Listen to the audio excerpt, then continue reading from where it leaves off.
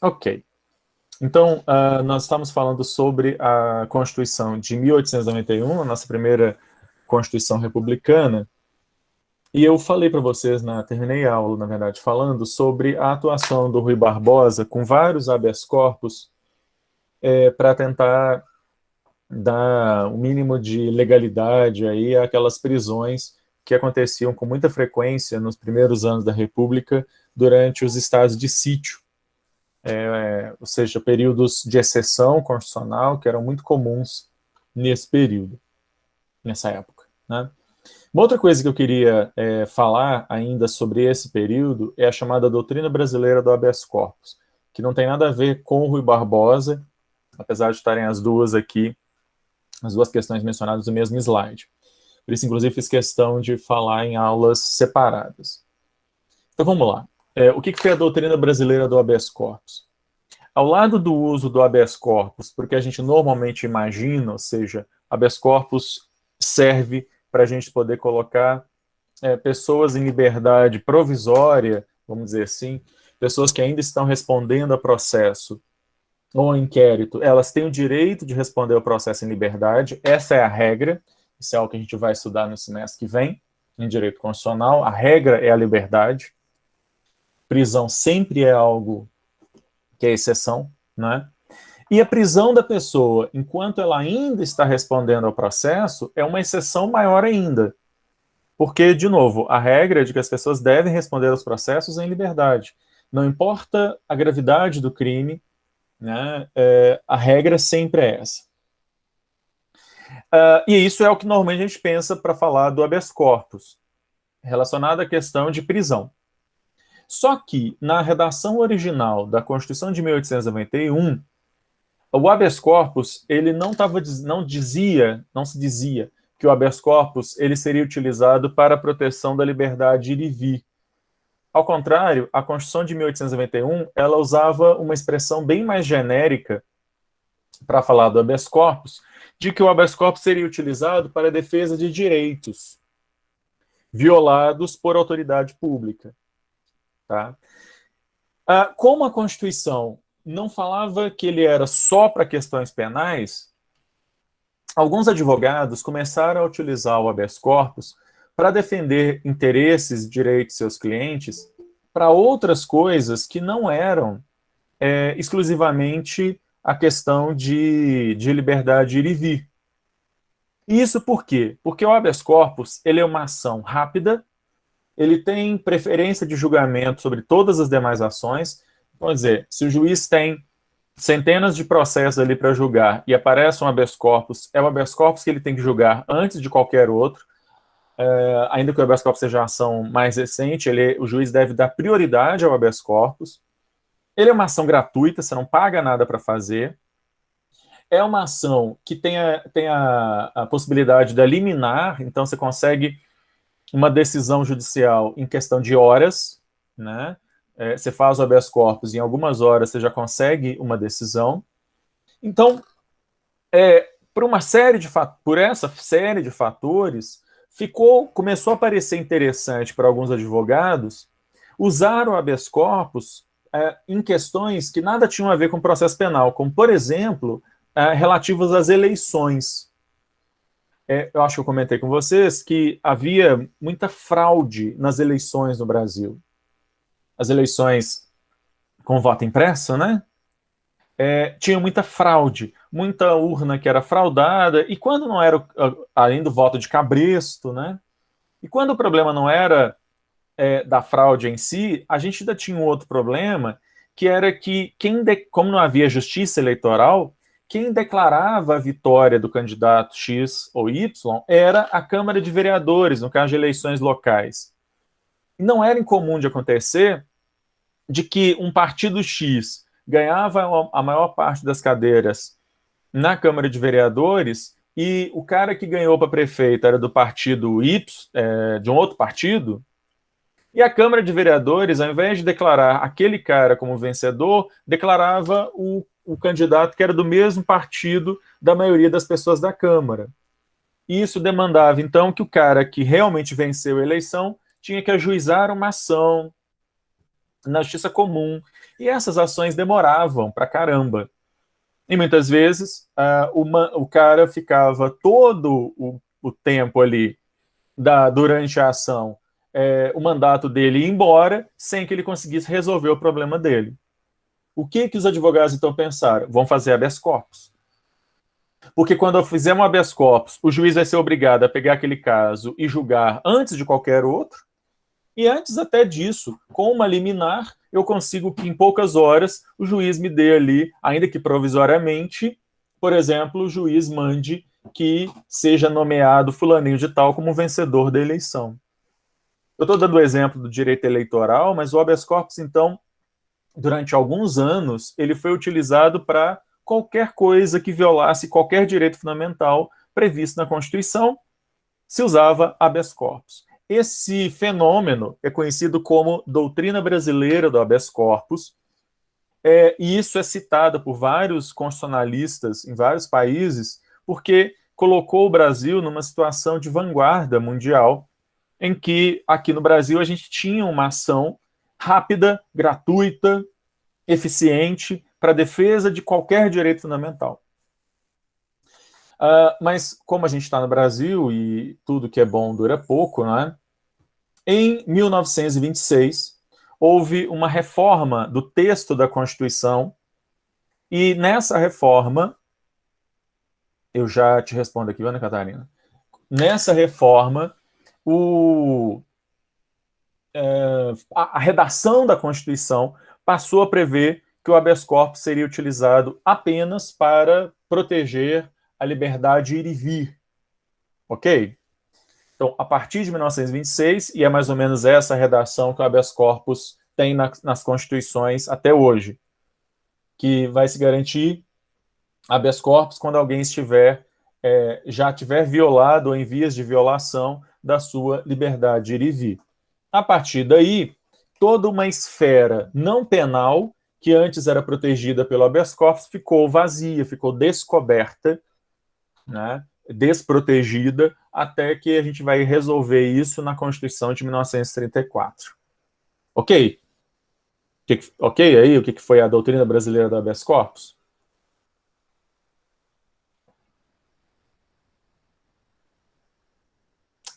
Tá. Ana Catarina, pode-se negar o habeas corpus se a pessoa não demonstrar que a prisão da pessoa que eu estou querendo colocar em liberdade, que a prisão dela não foi nem legal, não foi ilegal ou não foi abusiva, por exemplo. Né? O fato do crime ser um crime inafiançável, o fato do crime ser um crime hediondo, nada disso é razão para se negar o habeas corpus. Mas eu preciso demonstrar que a prisão que eu estou querendo que o juiz revogue, né, que essa prisão foi ilegal ou abusiva. Mas isso é uma questão que a gente vai estudar no semestre que vem. Então, os detalhes disso eu quero falar no semestre que vem, por isso eu não vou trazer isso aqui agora. Ok? Assim, mais ou menos deu para entender? Beleza. Ok, pessoal. Então vamos para frente. Né? Vocês sabem que durante toda a chamada República Velha havia aquela alternância entre Minas e São Paulo, na presidência e tal, tal, tal. E aí vem a eleição do Vargas, e São Paulo ficou muito chateado com essa história, né? E a gente tem então a chamada Revolução de 1930. Aqui eu não vou ficar trazendo detalhes disso, já estudaram isso nessas aulas de história, querendo trazer aqui, na verdade, são alguns dados que levam à Constituição de 1934, né?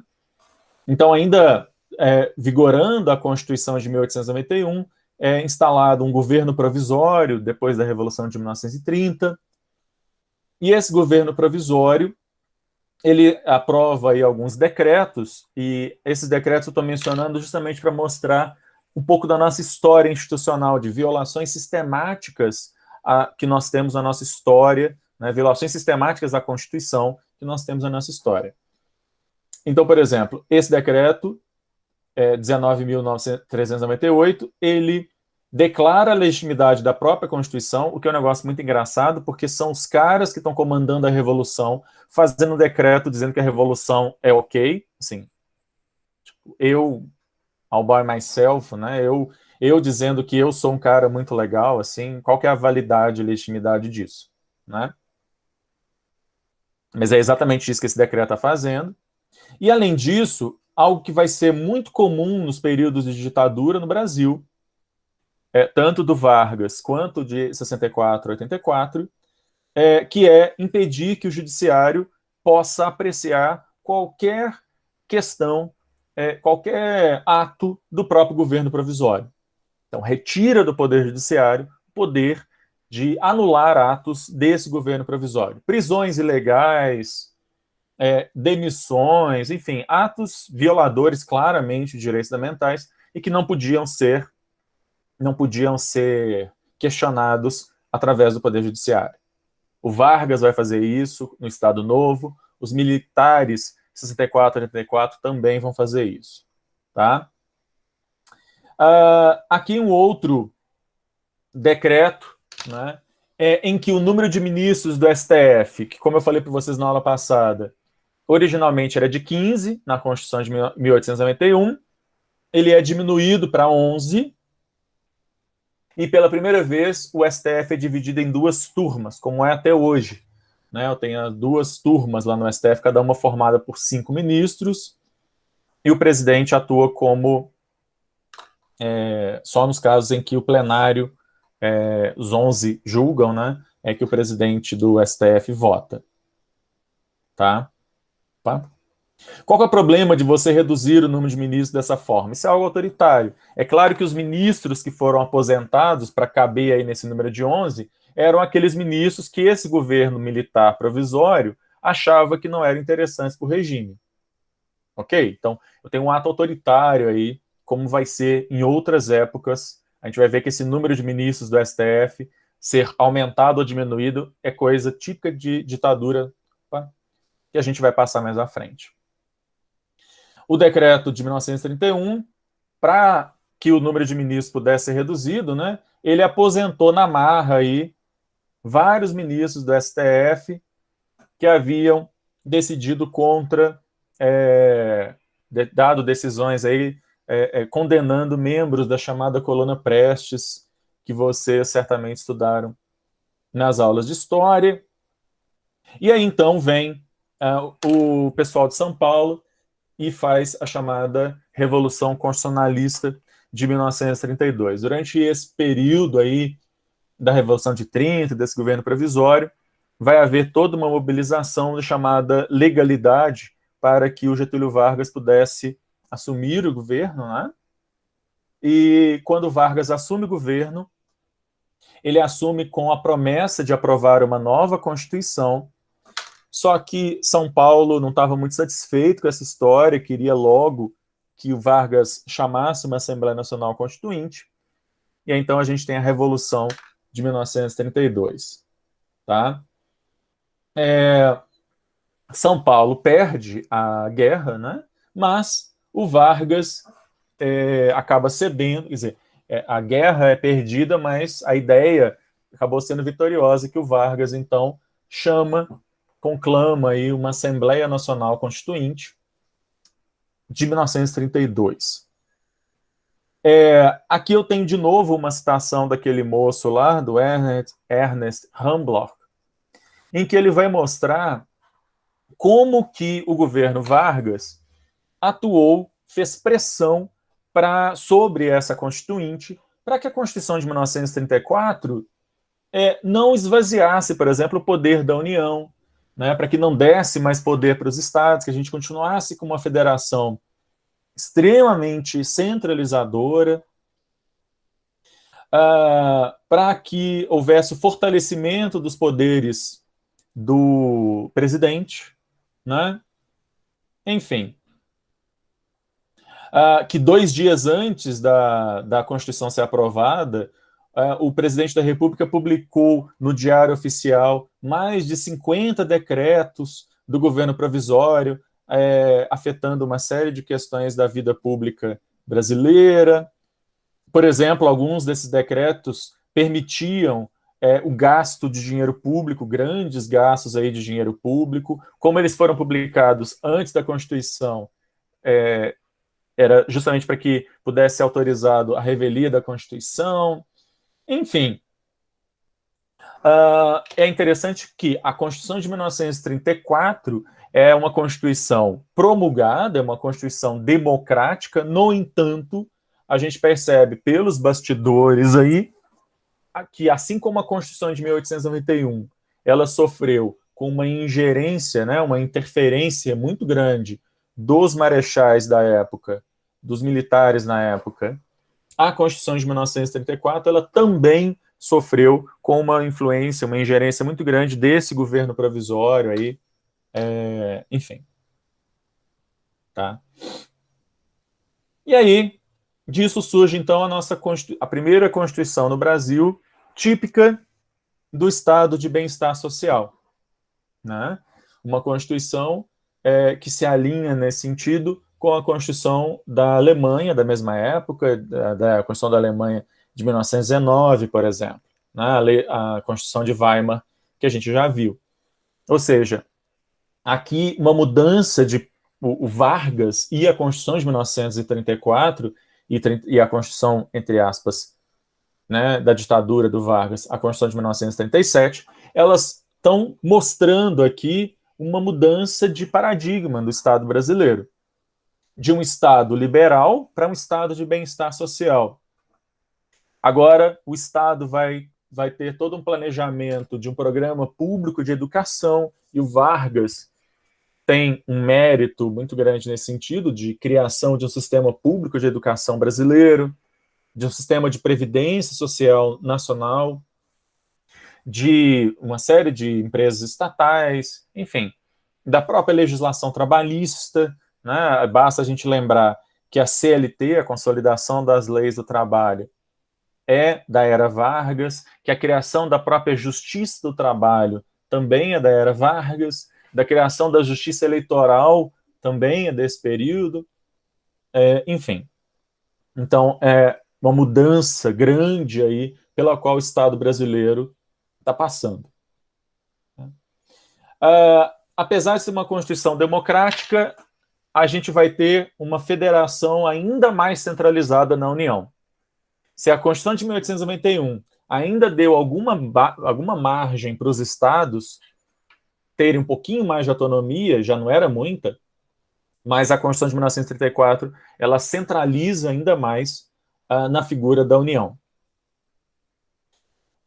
Essa questão aqui eu vou falar mais para frente, quando eu falar de controle de constitucionalidade, então isso aqui eu vou deixar mais para frente. Uma coisa muito boa dessa Constituição de 1934 foi a criação do chamado mandado de segurança. Eu falei agora há pouco que, durante um bom tempo, o habeas corpus ele foi utilizado, inclusive, em questões que não tinham nada a ver com o direito penal.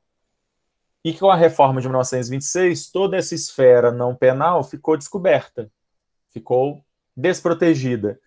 Isso foi resolvido justamente com a criação desta ação, mandado de segurança.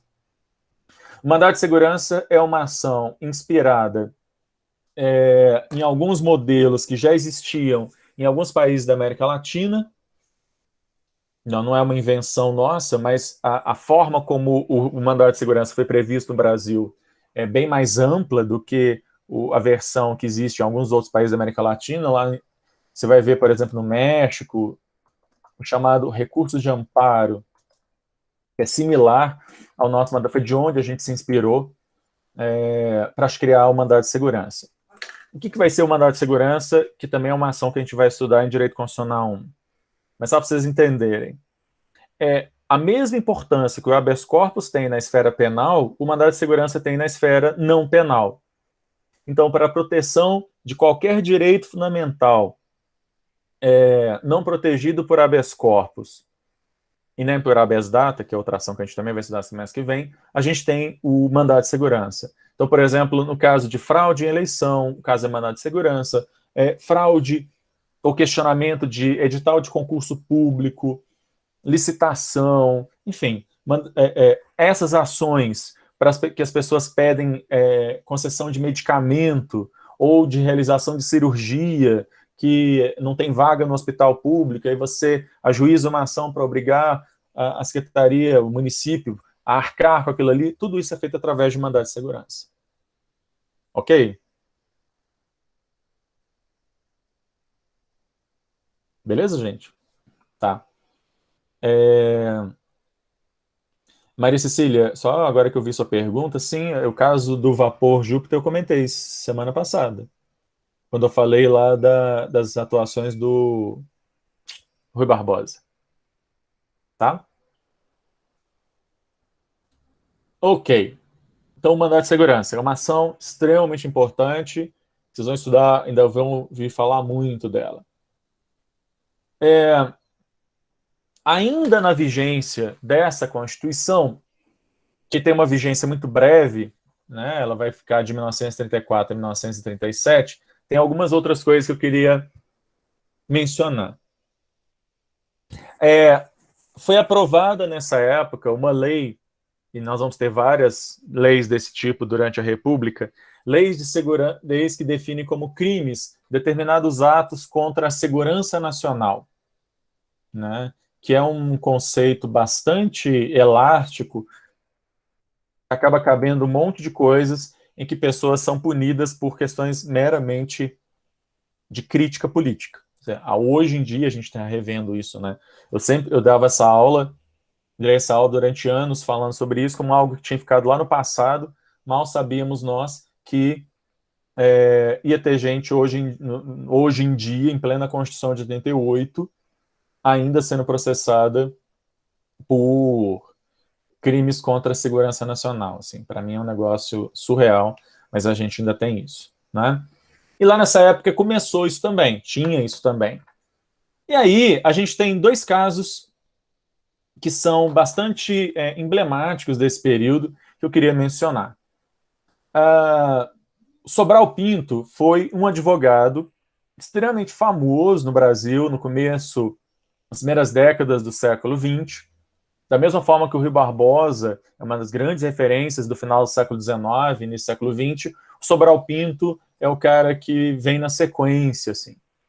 E em determinado momento, o Sobral Pinto estava defendendo os direitos de um cliente e pela legislação da época, a situação desse cliente dele estava tão complicada, ele estava tão sem proteção pela legislação da época, que o Sobral Pinto fez algo bastante curioso. O Congresso Nacional, naquele período, havia aprovado uma lei nova de proteção dos direitos dos animais. E o Sobral Pinto, então, disse o seguinte: ele pediu lá, fez uma petição lá para o juiz da época, para que fosse aplicado ao cliente dele a mesma proteção que a lei dava, que aquela lei dava de proteção aos animais, já que isso colocaria o cliente dele numa situação mais confortável, melhor do que a legislação para humanos que estava mesmo naquele período. Esse caso ficou famoso justamente por denunciar o autoritarismo, né, as leis extremamente autoritárias, que mesmo aqui, na vigência dessa Constituição democrática, estava acontecendo. Travou aí? Tá me ouvindo, gente? Ok? Tá. Tudo bem. O outro caso, que é esse habeas corpus, ele se refere a um episódio que vocês devem conhecer, imagino, do caso da Olga Benário. Vocês conhecem esse caso? Ouviram o filme?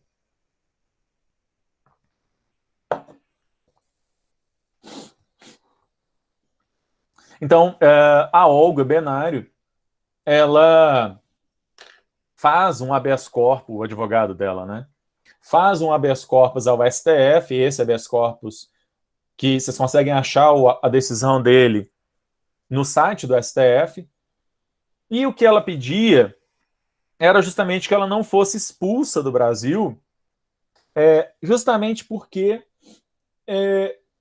ela estava esperando o filho de um brasileiro, do Carlos Prestes, né, com quem ela tinha um relacionamento, e além disso, além de estar grávida, de o pai ser um brasileiro, ela era judia e ela era comunista.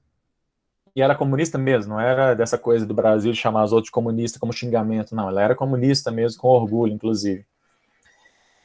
E quem estava, para onde ela ia ser mandada, era justamente para a Alemanha, que já nesse período é a Alemanha lá dos decretos, das normas de exceção que perseguiam judeus e comunistas. A decisão que o STF deu nesse caso é uma das decisões mais horrorosas, mais lamentáveis da história do STF. Vale muito a pena ler a decisão para que vocês passarem raiva, porque é uma decisão horrorosa. Em determinado ponto, inclusive, um dos ministros chega a dizer que seria muito bom, inclusive, ela ir para a Alemanha, porque, como ela estava grávida, a família dela, que era alemã, poderia cuidar dela lá. Né? Enfim, é uma decisão bizarra. E a Olga, então, é entregue aos alemães. Vem um navio lá da Alemanha nazista, vem um navio aqui buscar a Olga, e aí vocês sabem que, então, ela é levada para um campo de concentração, tem a filha dela no campo, com muita sorte, a família do pai, né, do Prestes lá, consegue resgatar a criança, o recém-nascido, de dentro do campo de concentração, levam a menina para o México, ela é criada no México, e ela depois vem para o Brasil, anos depois, se torna professora de história, inclusive hoje professora aposentada da Universidade Federal Fluminense. Esqueci o nome dela. Whatever. Ok? Mas vocês conhecem o caso aí da Olga. Então, é uma decisão dada nesse período, ainda dentro da vigência da Constituição de 1934. Essa é uma Constituição que também tem algumas outras contradições.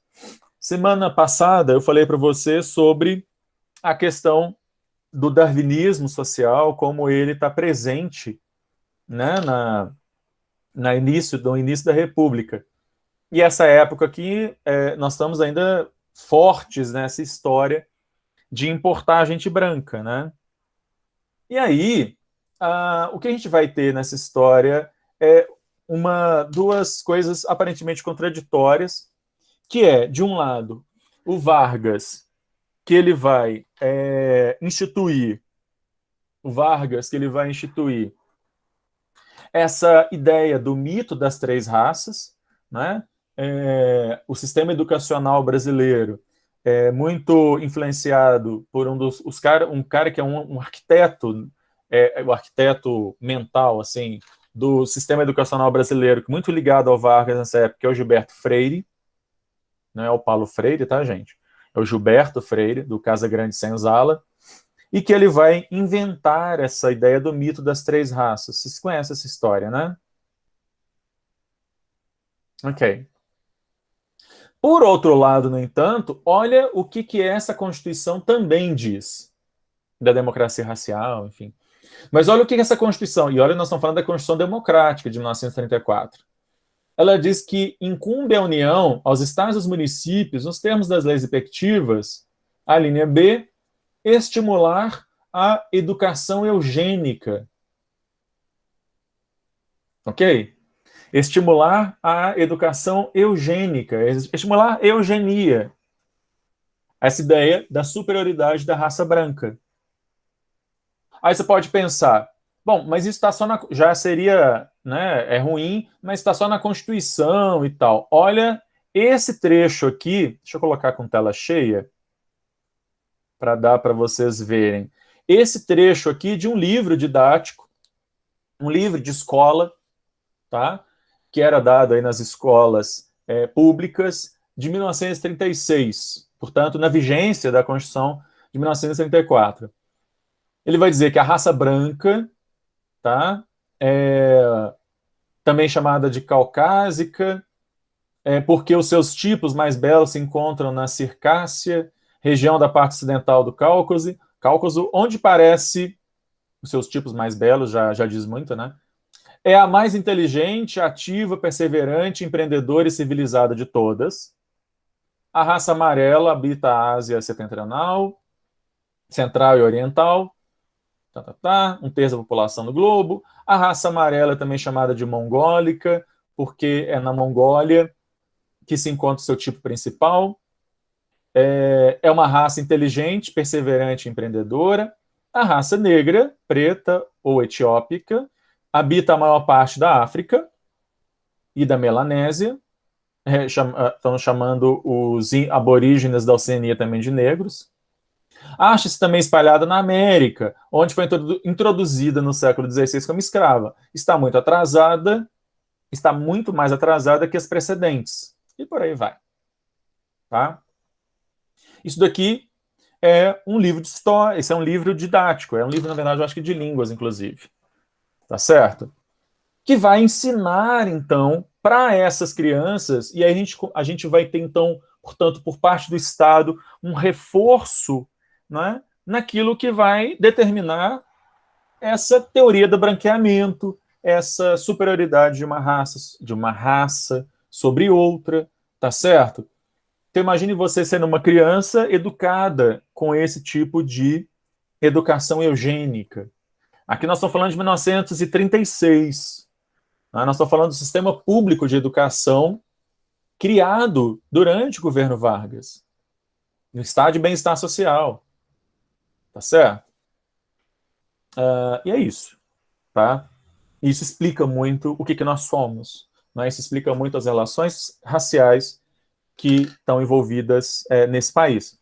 Aqui, em parênteses, vocês certamente viram a treta toda que foi revivida esse final de semana por causa daquele atleta da ginástica que acabou saindo, e é um cara que foi justamente acusado de ter cometido racismo contra o outro colega, inclusive, o cara que denunciou o racismo nunca conseguiu voltar a uma competição, perdeu o patrocínio, etc, etc. Tá certo? Pois é, que pena que ele caiu de bunda no chão e saiu, né? Enfim. Muito bem. Ao final a gente se aproximava mais ou menos aí do fim do governo Vargas, do que deveria ser o fim do governo, né? E um dos caras que era favorito para a próxima eleição era o presidente de Minas, o Antônio Carlos, que dá nome à Avenida Antônio Carlos aqui em Belo Horizonte, né? E aí o Vargas então resolve dar um golpe, um alto golpe, um golpe nele mesmo, como acabou de acontecer esse fim de semana na Tunísia. O presidente lá na Tunísia, deu um alto golpe. Não sei se vocês viram essa notícia ontem. O Vargas, então, faz isso e institui o chamado Estado Novo, né? Que nem o nome nem é original, porque o golpe conservador da ditadura de Portugal, do Salazar, também se chamava, ele também instituiu um negócio que chamava Estado Novo, né? E aí, o Vargas, então, aprova uma constituição, outorga, né, uma constituição. E aqui é importante a gente mostrar a importância dos juristas, né, na consolidação de regimes autoritários.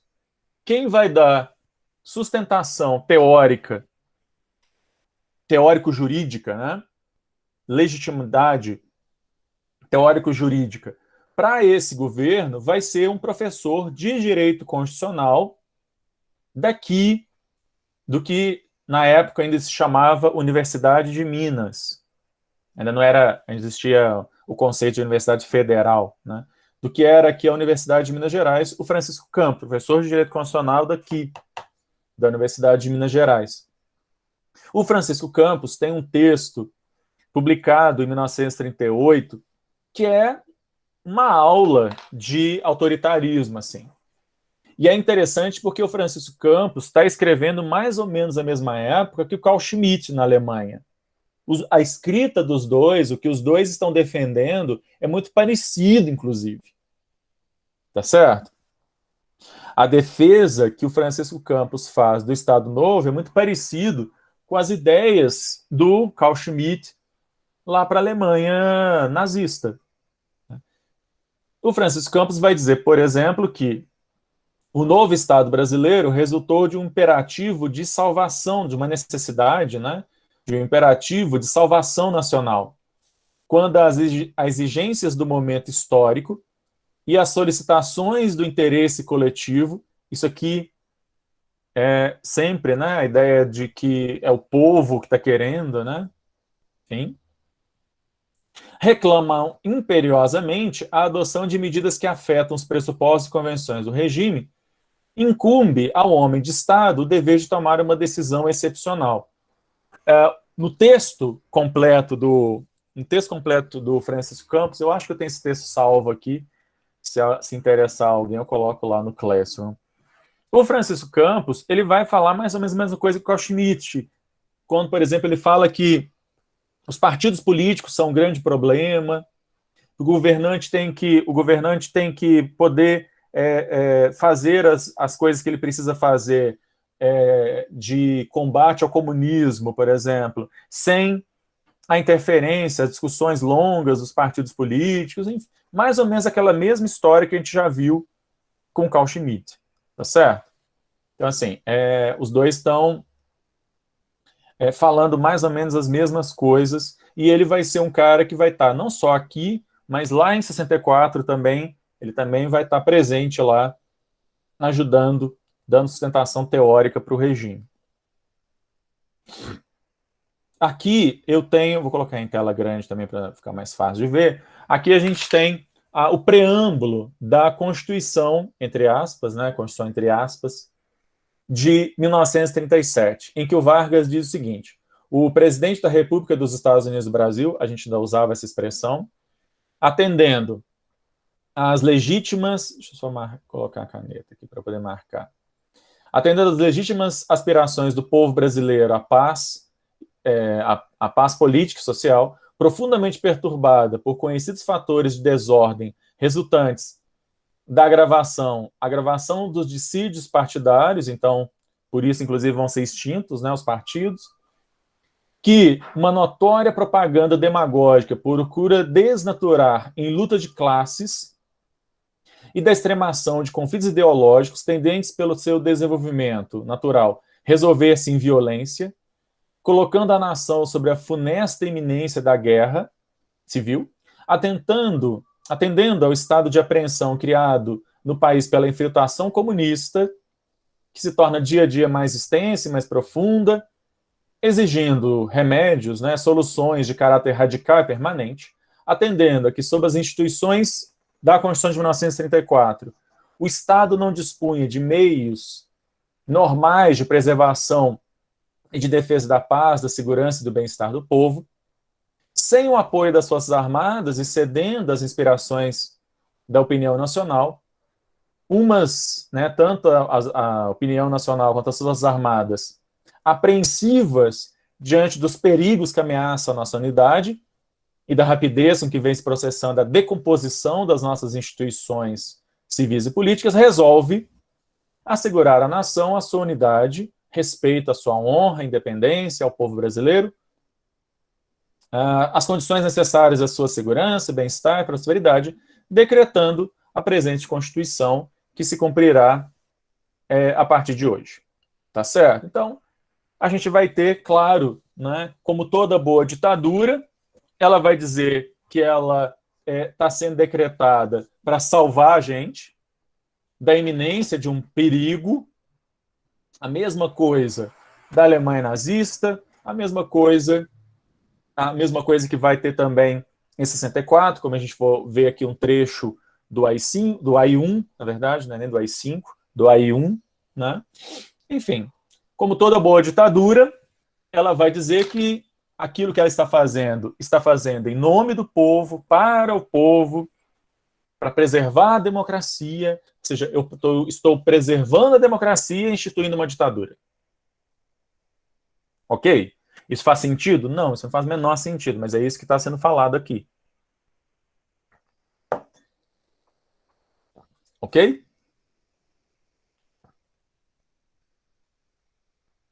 E aí, bom, o regime de 1934 já era meio complicado, né? A gente vai cair, então, um regime muito pior. Aqui nós estamos falando de ditadura mesmo. Normalmente, quando a gente fala de ditadura no Brasil, a gente pensa só na ditadura de 64, mas aqui nós estamos falando de uma ditadura muito braba também. Aqui eu peguei 3 artigos dessa Constituição para a gente poder ter uma base do que, como é que era o negócio aqui. O artigo 2º dizia que a bandeira, o hino, o escudo e as armas nacionais são de uso obrigatório. Não haverá outras bandeiras, hinos, escudos ou armas. Os estados foram proibidos de terem bandeiras próprias. Nessa época, o governo federal ainda ficava no Rio de Janeiro, né? E a sede era o Palácio do Catete, no Rio. Não sei se vocês estudaram isso nas suas aulas de história, mas o Vargas mandou fazer uma fogueira com as bandeiras de todos os estados brasileiros, para dizer que a única bandeira que haveria seria a bandeira nacional. Então, os hinos, bandeiras, etc., representações dos estados foram todos proibidos. Para quê? Porque a gente tinha que falar de unidade, né? Aliás, por falar em unidade, uma coisa que o Vargas fez foi de maneira totalmente autoritária, mas cá entre nós é uma medida que me parece até que, de certa forma, historicamente foi importante, é tipo isso, né? Não sei se vocês sabem, mas em várias escolas do sul do Brasil nessa época, que estavam cheias de descendentes de italianos e alemães de primeira geração, né? Os primeiros nascidos no Brasil, inclusive, ou até os filhos que vieram com os pais e tal, nessas escolas não se falava português, não se ensinava em português, ou se ensinava em alemão ou em italiano. Uma coisa que o Vargas fez foi colocar o exército brasileiro dentro dessas escolas, fez uma intervenção mesmo do exército nessas escolas do sul do Brasil, para obrigar os professores a ensinarem português. Tá certo? Eu tenho um amigo que é do Paraná e ele diz, e ele não é tão velho assim, ele é um pouco mais novo que eu, na verdade, e ele diz, inclusive, que na casa dele só se falava em alemão, isso, portanto, já nos anos 80, 90, e que ele só começou a falar português quando ele foi justamente para a escola. Agora, vocês imaginem se você tem, então, cidades inteiras, regiões inteiras de um país onde as pessoas não falassem português hora nenhuma, nem aprendessem português na escola. Né? O perigo que uma coisa dessas poderia gerar para a integridade de um país. Tudo bem que o Vargas fez isso de maneira autoritária, mas, de certa forma, tem uma importância grande aí também. Ok? Nessa ideia maluca dele de unidade. Olha o artigo 11. A lei, quando de iniciativa do Congresso, limitar-se-á a regular de modo geral, dispondo apenas sobre a substância e os princípios a matéria que constitui seu objeto. O Poder Executivo expedirá os regulamentos complementares. Era assim, o Congresso pode legislar, mas ele só pode legislar sobre os pontos mais gerais. O preenchimento mesmo das regras concretas, né, vai ser do Poder Executivo. Ou seja, cabe ao Congresso fazer só um quadro geral, mas o preenchimento mesmo das questões do que fazer, do que pode ou não fazer, enfim, a especificação mesmo do que é o dever ser prático das regras era do presidente através de decreto. Ou seja, no final das contas, era o presidente que legislava, sozinho, quase. Né? E aqui a gente vai ter essa figura que vai reaparecer também da ditadura de 64, que é a figura dos decretos-lei. Como é que funcionavam os decretos-lei? O presidente da República ele fazia um decreto, o Congresso Nacional tinha 30 dias para deliberar sobre aquele decreto. Se, ao final de 30 dias, o Congresso não tivesse rejeitado aquele decreto, aquele decreto passava a valer indefinidamente como um decreto-lei. Ok? Era o presidente exercendo função legislativa e o Congresso Nacional correndo atrás para rejeitar. Como muitas vezes, inclusive, durante esse período, o Congresso Nacional esteve fechado, isso acabou fazendo com que as coisas simplesmente não fossem decididas. Ok, gente? É só o presidente que legislava livremente.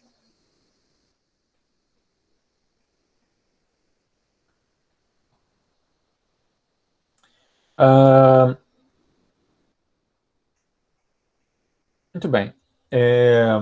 Durante esse período, a gente tem, antes de falar da Constituição de 1946, durante esse período, a gente vai ter, como eu disse, a criação pelo Vargas da Justiça do Trabalho, não só de toda a legislação, não só a consolidação de toda a legislação trabalhista, mas a própria criação da Justiça do Trabalho, e esse é um dado importante, porque a Justiça do Trabalho, ela funciona sob uma lógica diferente da Justiça comum, não é? Enquanto a Justiça comum, ela, principalmente durante esse período, ela vai pensar sempre na ideia de igualdade, igualdade como isonomia, né?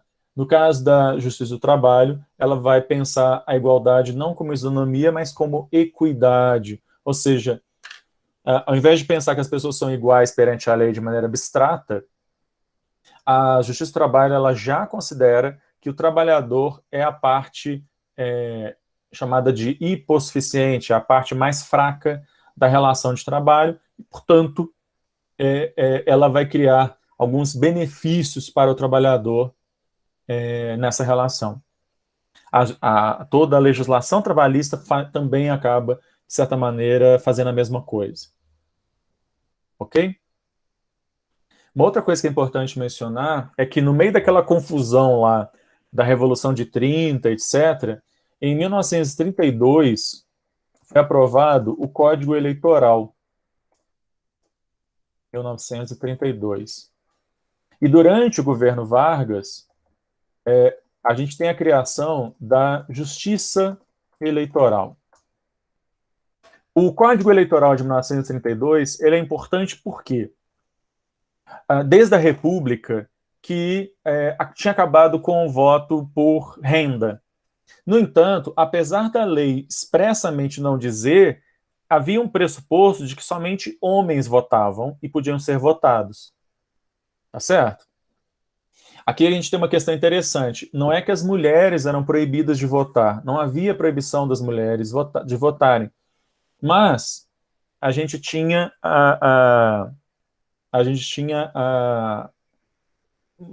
é a questão de paradigma, né? Meio que é natural que as mulheres não pudessem votar, assim.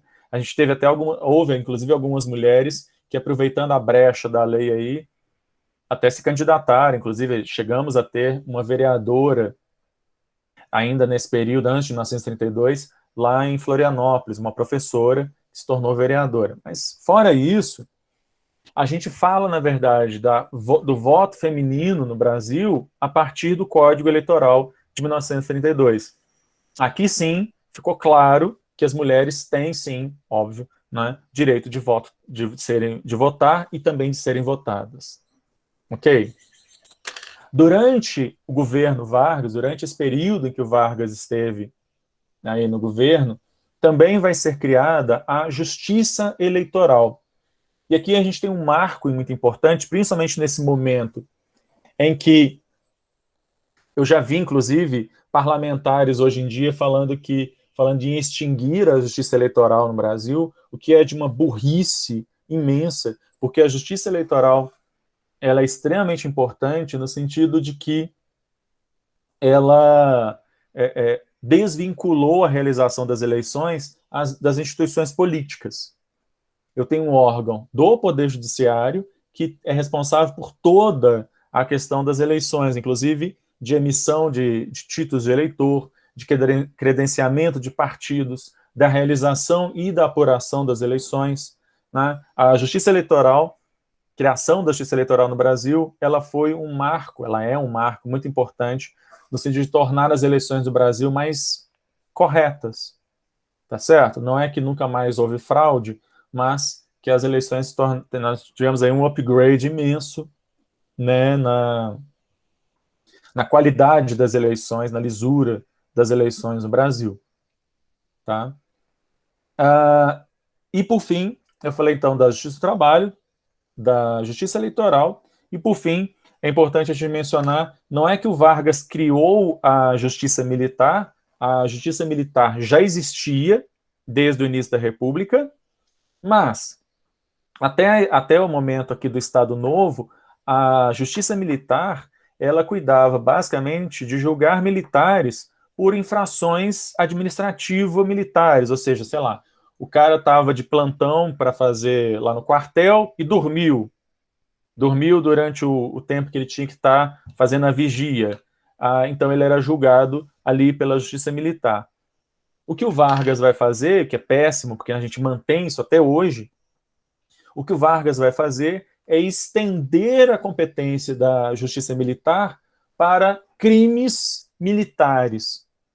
Colocar dentro da Justiça Militar o julgamento de policiais militares, bombeiros e membros das Forças Armadas, quando esses cometem crimes que são classificados como crimes militares. Ok, gente? Então, o homicídio, né, cometido por um militar contra outro militar, ele não é julgado na justiça comum, ele é julgado na justiça militar. E qual é o problema dessa história? É que, ao contrário da justiça civil, em que o juiz, obviamente, é um civil, né, na justiça militar, a gente vai ter um juiz, cada julgamento é presidido por um juiz civil e 4 juízes militares. E esses juízes militares não são pessoas com carreira no direito, concursadas, etc. São oficiais militares. Então ela é uma justiça que tende a ser extremamente corporativista. Isso ganha essa força durante esse período do Estado Novo, depois é reforçado enormemente, é claro, durante a ditadura militar de 64 a 84, e infelizmente a gente não consegue se livrar disso na Constituição de 1988. Ainda mantivemos isso na Constituição de 1988, infelizmente. Daqui a uns dias, inclusive, terei que dar aula sobre isso para o pessoal de Constitucional 2. Ok? A respeito dos decretos-lei, vale a pena a gente mencionar que algumas leis que a gente usa até hoje no Brasil vieram através desse mecanismo autoritário do Vargas. Por exemplo, o Código Penal, Código de Processo Penal,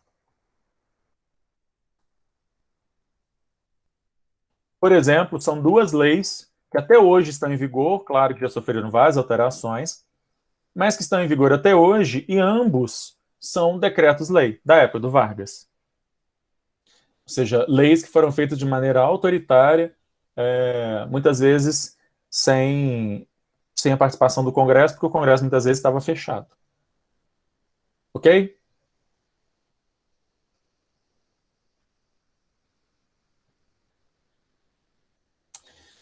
Falar sobre essa era Vargas, o constitucionalismo na era Vargas, sempre é algo curioso, porque a gente tem sempre sentimentos mistos, né? De um lado, você tem coisas muito legais, como a justiça eleitoral, a própria legislação trabalhista e a justiça do trabalho, mas de outro lado, a gente tem toda essa coisa, esse entulho autoritário, enfim. A inspiração, inclusive, da nossa legislação trabalhista é da Itália, da legislação italiana da época, que era governada pelo Mussolini, né? Então, ou seja, muito da nossa legislação trabalhista na origem tem uma inspiração na legislação fascista italiana. Então, a gente tem essas contradições aí desse período do Vargas. Bom, terminada aí a Segunda Guerra Mundial, enfim, vem para nós uma nova Constituição democrática, que é a Constituição de 1946. E esse período vai ser um dos períodos mais democráticos que a gente vai ter no Brasil, se comparado à nossa história republicana. Se a gente excluir a Constituição de 88, o período que a gente vive durante a Constituição de 88, é um dos períodos mais democráticos que a gente tem, apesar de todos os problemas. Uma coisa que a Constituição de 46 mantém e que vai ser uma fonte de problema que vai resultar, por exemplo, no golpe militar de 64, é que durante a vigência da Constituição de 46 havia eleições separadas para presidente e vice-presidente.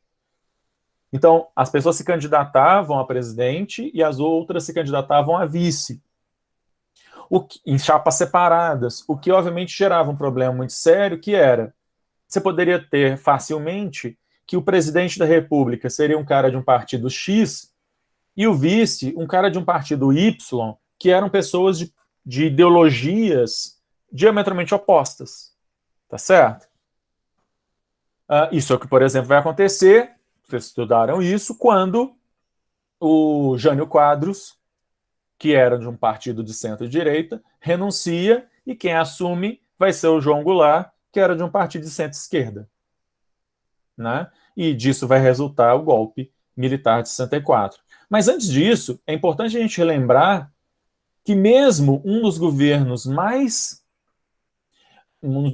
com maior popularidade, né, durante toda a nossa história republicana, a gente tem, né, o Vargas com grande apoio popular. Um outro governo que vai ter uma popularidade muito grande é o governo do Kubitschek. Mas mesmo durante o governo do Kubitschek, que é esse cara que vai construir Brasília, vai transferir a capital do Brasil, etc., etc., houve pelo menos uma tentativa de golpe militar.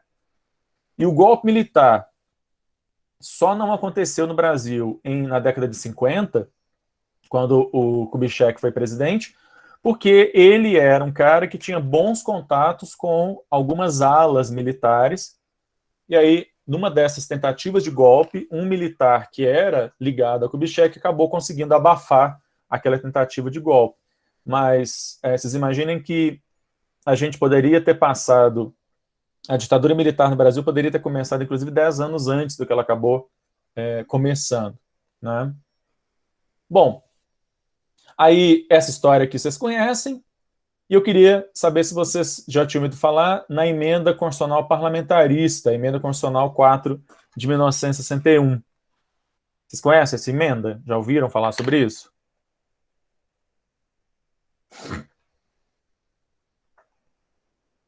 Bom, quando o João Goulart assume o governo, o Congresso Nacional, cuja maioria era de pessoas de oposição ao João Goulart, eles aprovaram uma emenda à Constituição criando um sistema parlamentarista no Brasil.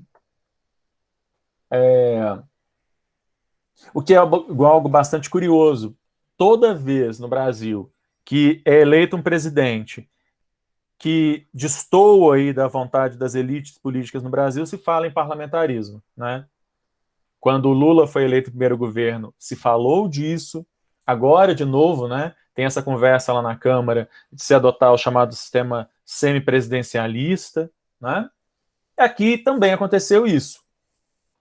Com a aprovação da Emenda Constitucional 4 de 61, o Congresso Nacional escolheria um primeiro-ministro, que, não sei se vocês sabem, o nosso primeiro e único primeiro-ministro foi o Tancredo Neves. Tancredo Neves foi eleito primeiro-ministro, chegou a assumir como primeiro-ministro, o que tirava do João Goulart a maior parte dos seus poderes, porque quem governava, na prática, seria, ou pelo menos para a maior parte das coisas, o primeiro-ministro. Certo? Bom, uma coisa que essa emenda previu, não deveria ter feito isso, assim, pensando aqui hoje em dia, né?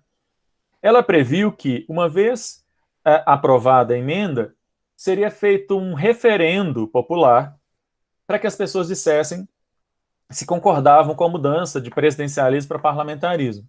Beleza.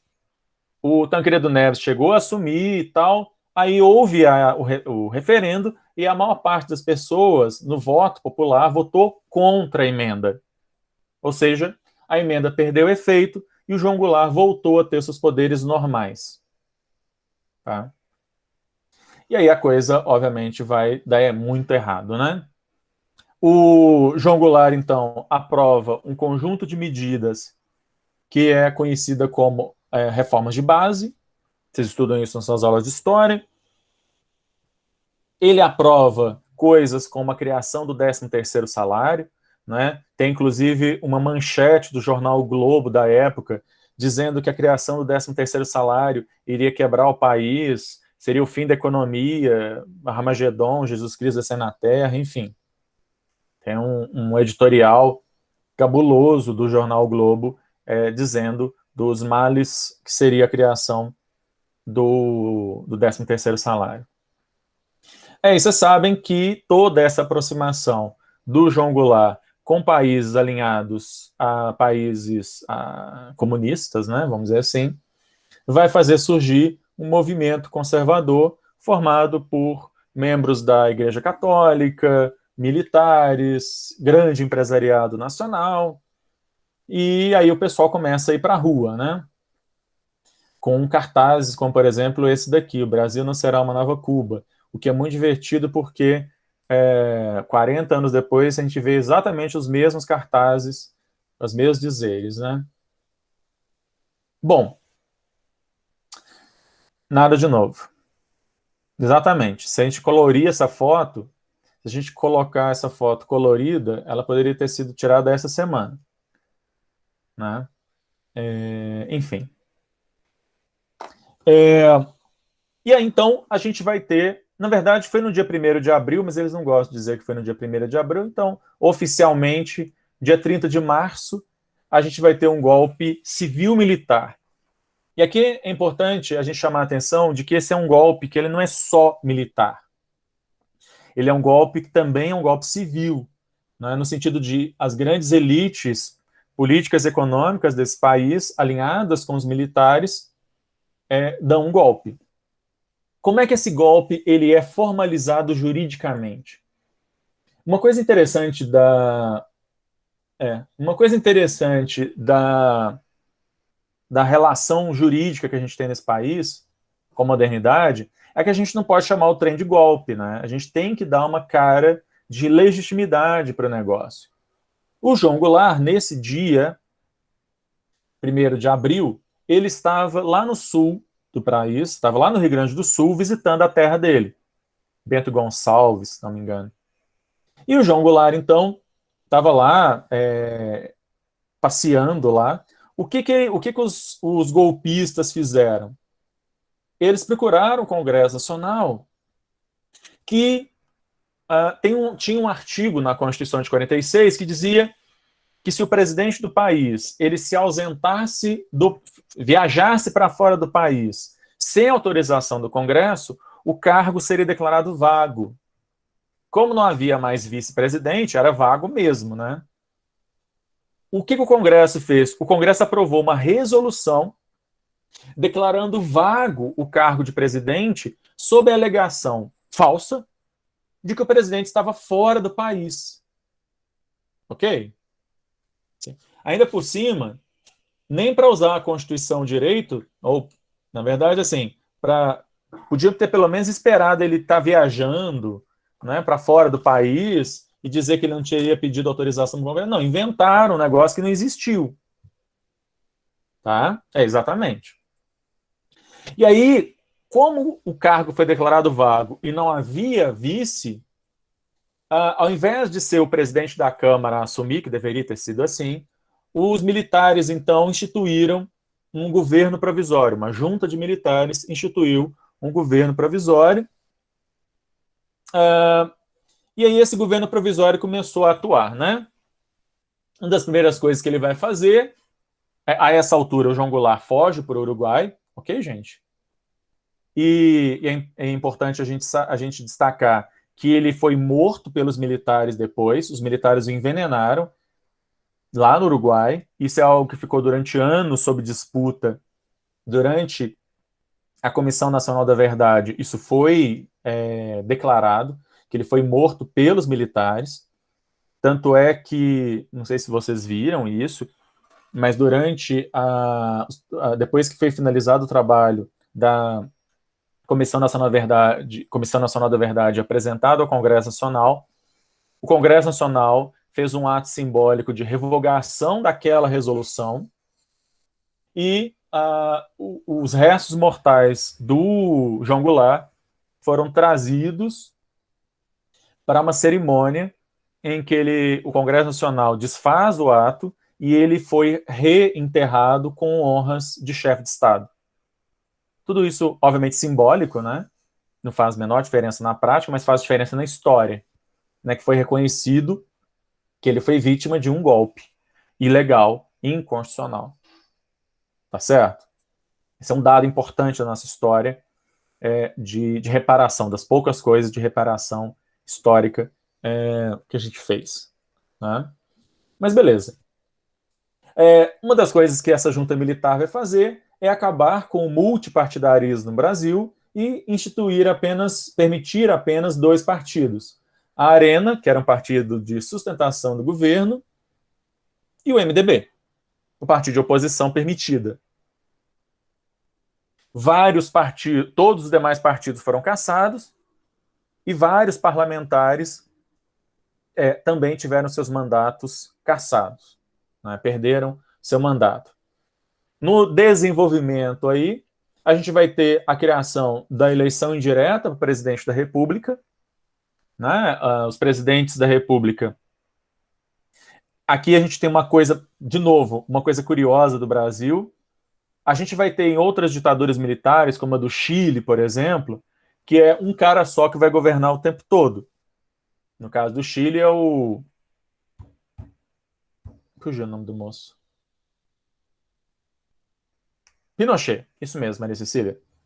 Eu tô com Fujimori na cabeça com a da eleição recente lá do Peru. No caso do Peru, foi o Fujimori. Né? No caso do Chile, o Pinochet. No caso de Portugal, Salazar. No caso do Franco, da Espanha, o Franco. Né? No caso do Brasil, a gente vai ter essa coisa fake de, não, a gente não é uma ditadura, porque a gente tem eleição para presidente. Tem eleição para deputado, para senador, né? Só que a eleição para presidente deixa de ser uma eleição direta e passa a ser uma eleição via próprio Congresso Nacional, chamado Colégio Eleitoral, né? A reunião lá dos deputados e senadores. Uma coisa curiosa a esse respeito é que todas as vezes em que nas eleições para o Congresso Nacional o MDB conseguiu mais cadeiras que a Arena, o Congresso foi fechado e as eleições refeitas. Que é tipo aquela coisa lá do menino que é o dono da bola, né? Se ele não ganhar, como ele é o dono da bola, ele para de brincar. Não é isso? Ele leva a bola com ele. Era mais ou menos como os militares faziam, né? Toda vez que o MDB tinha maioria no Congresso, o Congresso era fechado. Botava um tanque na porta do Congresso, né? É tipo isso. Tá? Logo no início do golpe militar, o STF, no início, e algumas decisões aqui e ali, o STF chegou a dar algumas decisões que contrariavam os interesses militares. Mas aqui só um parênteses. Essas decisões foram a minoria, tá certo?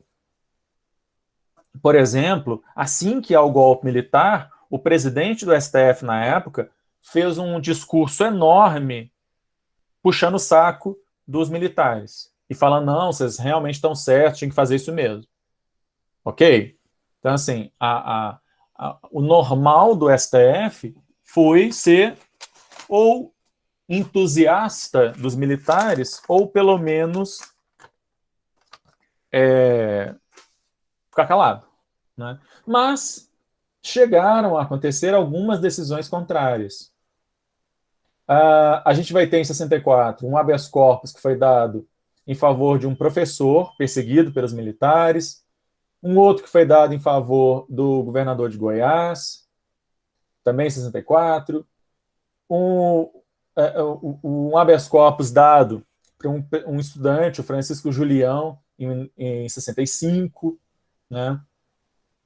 Em 68, a gente tinha tido vários alunos, vários estudantes da da União Nacional de Estudantes, que tinham sido presos, e o STF deu um habeas corpus mandando soltar, e essa decisão de 1968 foi o estopim para a aprovação do chamado Ato Institucional número 5, que as viúvas da ditadura vivem querendo ressuscitar, né?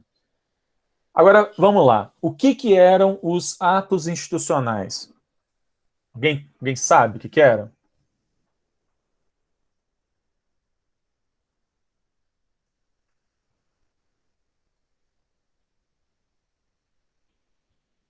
Alguém?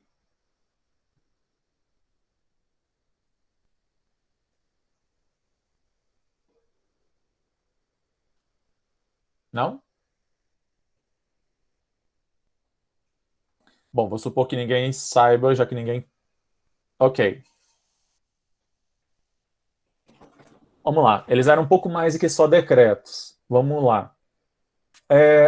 Os atos institucionais foram um tipo de norma inventada pelos militares nesse período, que eles eram mais do que só decretos, porque os decretos estão no mesmo nível das leis. Tanto que vai ressurgir o decreto-lei nessa época. Os decretos-lei, que o Vargas já tinha criado e foram reinventados aqui, estavam no mesmo nível das leis. Agora, os atos institucionais, eles estavam no mesmo nível da Constituição. Ok? Então, eles eram muito piores do que meros decretos. Eles estavam colocados aí como estando na mesma hierarquia, no mesmo nível hierárquico da Constituição. Logo, se a Constituição é de 1946, qualquer ato institucional aprovado a partir de 64, se eu tenho duas leis, duas normas que estão no mesmo nível hierárquico, prevalece qual?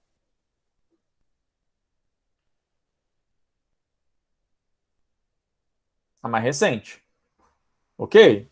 Então, isso fazia com que, num conflito entre a Constituição de 46 e um ato institucional de 64, por exemplo, o ato institucional prevalecia. Isso é algo legítimo? Claro que não. Os militares tiraram isso da cabeça deles. A Constituição de 46 não fala nada sobre isso. Os atos institucionais eram normas aprovadas pelo presidente, ou pela junta militar no primeiro momento, né? E depois, quando começou a ter eleição para presidente, pelo presidente, sem passar pelo Congresso. No caso do decreto-lei, o decreto-lei ainda passava pelo Congresso, né?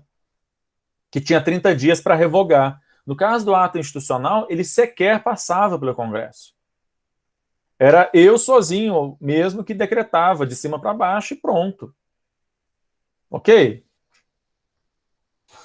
E aqui então a gente tem, no ato institucional número 1,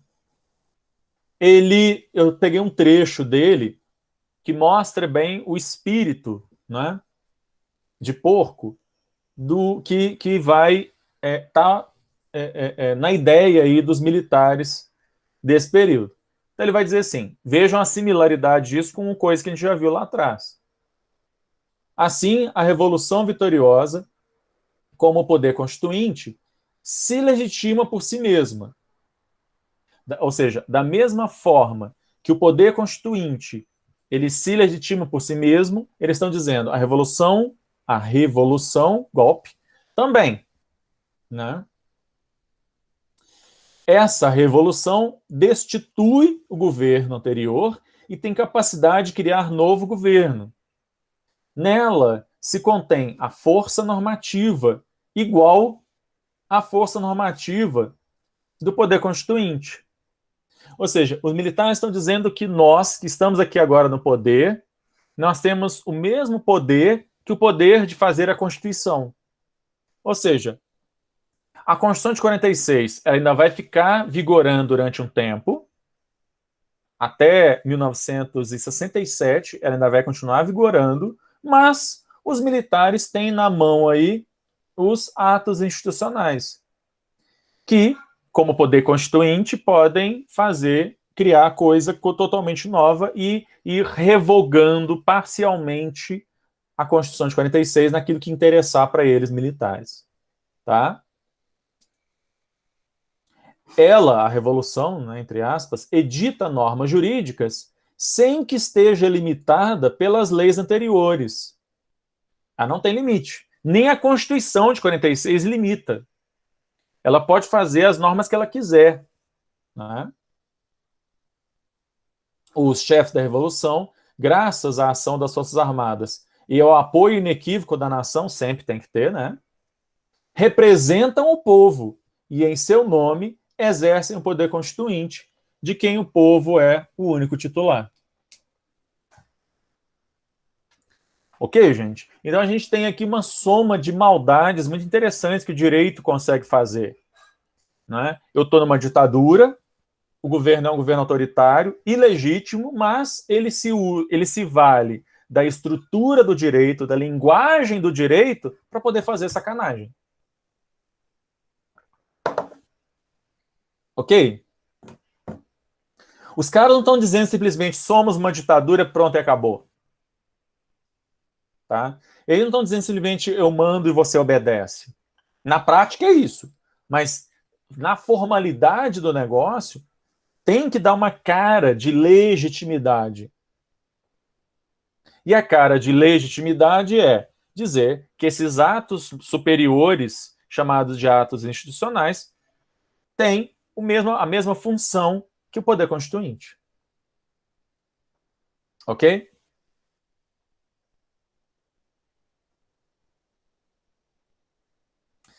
Vou falar então de alguns desses atos, né? O ato institucional número 1, que eu estava lendo o preâmbulo dele, mas o ato institucional número 1 permitia à junta militar a suspensão de garantias constitucionais dos juízes, possibilitando assim, por exemplo, que juízes pudessem ser aposentados compulsoriamente. Então, uma das coisas que o ato institucional número 1 faz é botar o dedo na cara aí dos juízes, dizendo, olha, ou vocês ficam nas suas, né? Ou vocês ficam aí continuando a fazer o trabalho de vocês sem incomodar a gente, ou vocês podem ser aposentados e perder tudo. Né?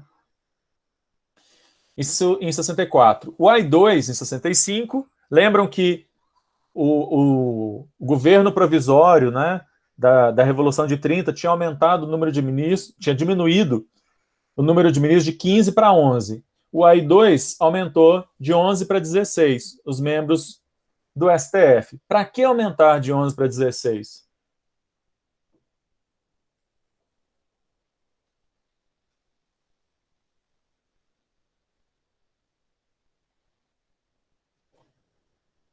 Hein, gente? Para que esse governo aumentou o número de ministros do STF?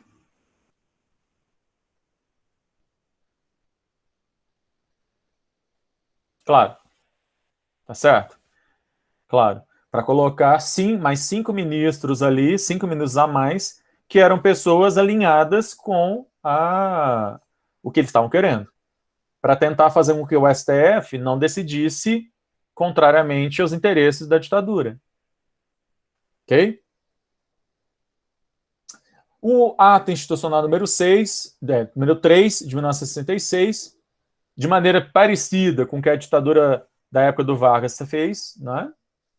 Excluiu da possibilidade do judiciário julgar qualquer ato praticado com fundamento nos atos institucionais e quaisquer outras normas da Revolução. Ou seja, os militares desse período, eles exoneraram pessoas, tiraram pessoas seus cargos públicos, mandaram aposentar compulsoriamente juízes, além das coisas que a gente sabe, né, de prisões, etc, etc. Mas todos esses atos ficaram fora da possibilidade de questionamento via Poder Judiciário. Tá? Na verdade, eu vou parar por aqui, porque daí amanhã eu quero pegar a Constituição, entre aspas, né, de 67, o AI-5, a Emenda Constitucional número 1 de 69 e aí falar da Constituição de 88, para a gente finalizar essa parte. Tá? Até aqui, ok? Tranquilo? Muito bem, pessoal.